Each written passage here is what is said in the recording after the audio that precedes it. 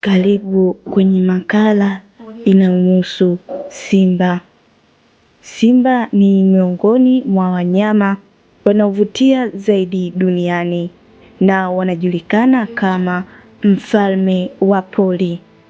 Simba ni mnyama wa jamii ya paka wakubwa, yani big cat, na hupatikana zaidi katika maeneo ya savana barani Afrika, ingawa pia kuna idadi ndogo inayopatikana nchini India. Kwa kawaida simba huishi katika makundi yanayoitwa pride, ambayo humhusisha madume wachache, majike kadhaa na watoto wao. Tofauti na wanyama wengine wa jamii ya paka, simba ni wa kijamii sana.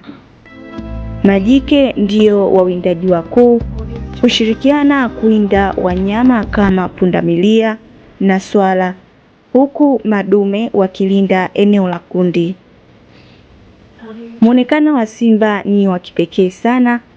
Dume hutambulika kwa manyoya marefu shingoni, yani mane, ambayo humpa muonekano wa kifahari na wa kutisha. Mane hii pia humsaidia kuonekana mkubwa zaidi ili kuwatisha maadui. Majike kwa upande mwingine hayana mane na huwa na umbo jepesi linalowasaidia katika uwindaji. Simba pia wana nafasi muhimu katika mfumo wa ekolojia kama wawindaji wa juu, yani top predator.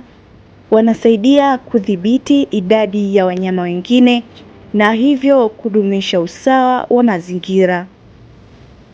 Hata hivyo, simba wanakabiliwa na changamoto nyingi kama vile upotevu wa makazi, uwindaji haramu na migogoro kati yao na binadamu. Kwa ujumla, simba ni ishara ya nguvu, ujasiri na umoja. Ni wajibu wa binadamu kuhakikisha wanahifadhiwa ili vizazi vijavyo viweze kuwaona na kujifunza umuhimu wao katika mazingira yetu. Makala hii imesomwa nami Faudhia Juma wa Miatu TV.